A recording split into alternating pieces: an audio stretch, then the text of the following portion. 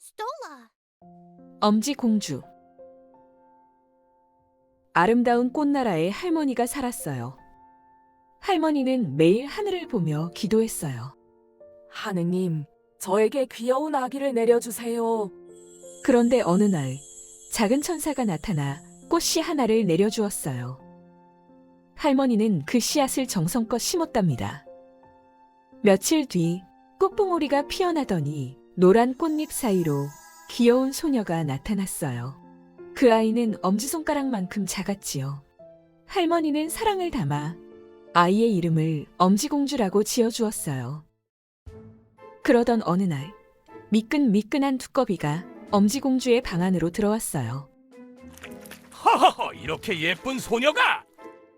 두꺼비는 펄쩍 엄지공주를 데리고 먼 나라의 연못으로 갔어요.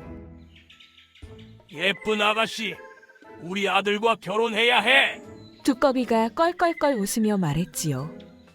엄지공주는 엉엉 울었어요. 그 모습을 본 물고기가 연꽃잎을 끌고 가 기슭에 세워주었어요. 엄지공주는 연못을 건너 도망칠 수 있었지요.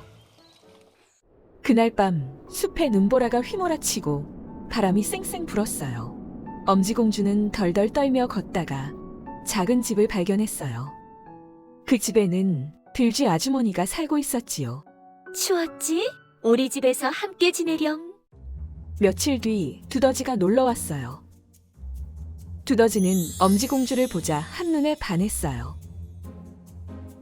나와 결혼해줘요. 하지만 엄지공주는 마음이 내키지 않았어요. 엄지공주는 몰래 숲속으로 도망쳤어요. 그리고 그때 커다란 나뭇잎 밑에서 축 늘어진 제비 한 마리를 발견했어요.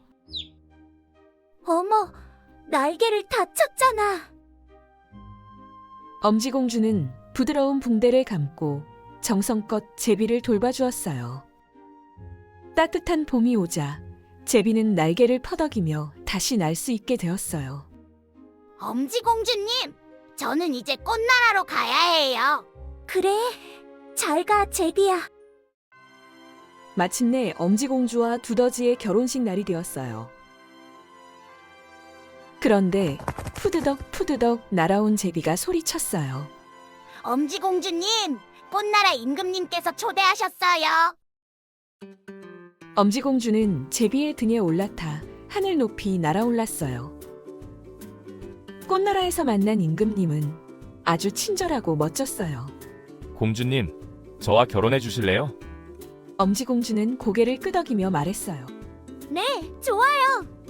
그렇게 엄지공주는 임금님과 결혼해 아기자기한 꽃나라에서 오래오래 행복하게 살았답니다.